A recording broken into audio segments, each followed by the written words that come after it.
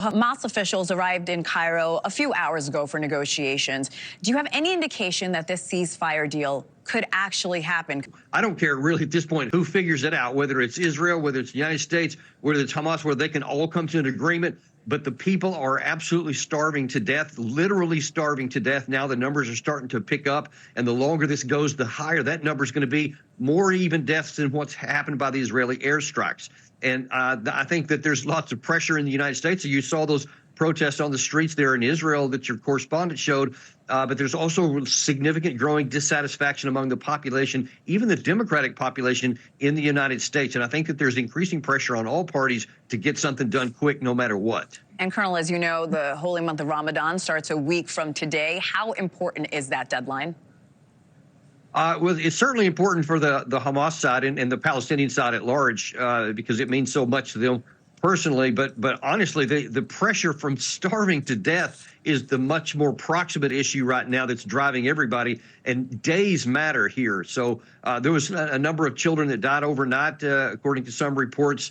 That finally gave in to the malnutrition, et cetera. So every single day is crucial. So it is vital that this gets done today, I think. Vice President Kamala Harris will be meeting with a top Israeli official. How much pressure is there on the Biden administration to get this ceasefire deal done and fast? Well, you saw the vote in Michigan a couple days with this very strong protest vote among the Democratic voters. And so I think that the White House is hearing that protest because they know that it could spread. And, you know, and if these reports, like I just mentioned here, about some children dying of malnutrition, if those numbers start to grow, even on top of the Palestinians that are killed by the Israeli airstrikes, I think that pressure is only going to start to grow. So I think that there's a big feeling of urgency. Sake of the Palestinian people, I certainly hope they listen to it. We've been talking about the airdropping of humanitarian aid, where President Biden has said this is not enough. So what more do we have to do to make sure additional aid is available?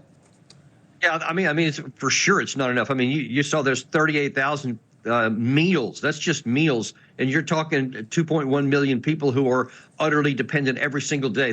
Those images you showed of the surrounding of the food where the massacre happened the other day is so indicative, because that shows just how desperate people are, that they're not even waiting for the trucks to stop rolling. They know it's dangerous, but they are so desperate for food that they're doing that. That is indicative of what's going on throughout the Gaza Strip, and that's why the need is so great. And a few airdrops, while every single meal is helpful, it's not enough. They maybe need to bring in a corridor from the sea, and I think maybe part of what Kamala talks about tomorrow, they need to put some pressure on the Israeli government to open all the gates on the southern part to let more food in from more locations. It should be a non-negotiable here, irrespective of what happens with the negotiations. I have less than a minute, Colonel, but how significant is it that the U.S. is making these airdrops, especially considering we've supplied our closest ally, Israel, with some of the weapons?